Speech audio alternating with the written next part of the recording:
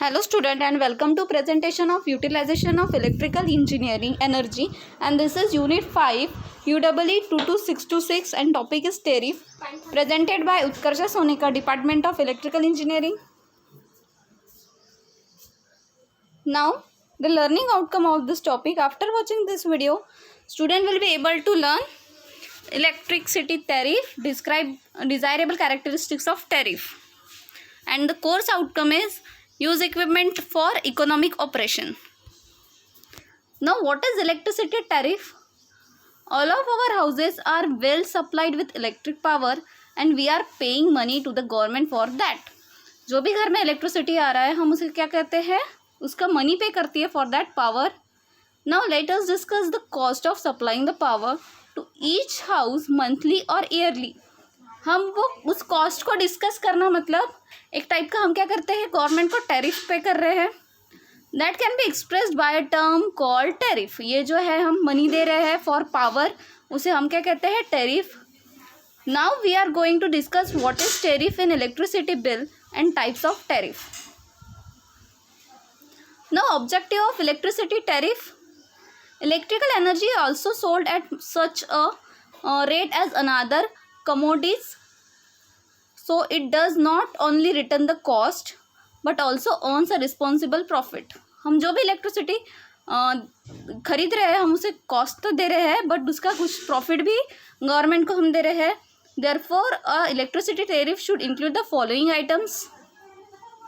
जो भी electricity tariff है वो फॉलोइंग आइटम्स इंक्लूड करता है. फॉर कंसिडरिंग टैरिफ, टैरिफ एक टाइप का कर हम गवर्नमेंट को पे करते हैं.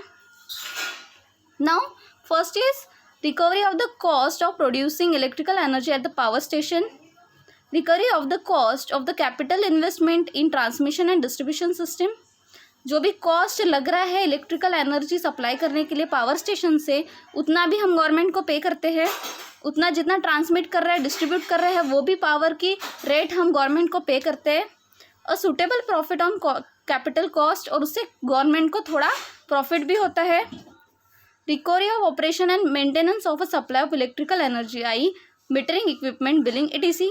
जितना मेंटेनेंस हम बिलिंग वगैरह को भी कर रहे हैं या मीटरिंग को कर रहे हैं वो भी हम गवर्नमेंट को पे करते हैं. तो ये सब जो हम गवर्नमेंट को पे कर रहे हैं इलेक्ट्रिसिटी एनर्जी के लिए, उसे हम क्या कहते हैं, tariff. Now desirable characteristics of tariff. Desirable characteristics of a tariff. A tariff has the following desirable characteristics. First is proper return. The electricity tariff should ensure the proper return for each consumer. जो भी tariff है वो proper return होना चाहिए for each consumer के लिए. The total receipts from the consumer must be equal to the cost of producing and supplying electrical energy and a responsible profit. जितना भी हमें रिसिप्ट मिल रहा है उसमें सब कॉस्ट प्रॉपरली इंक्लूड होना चाहिए.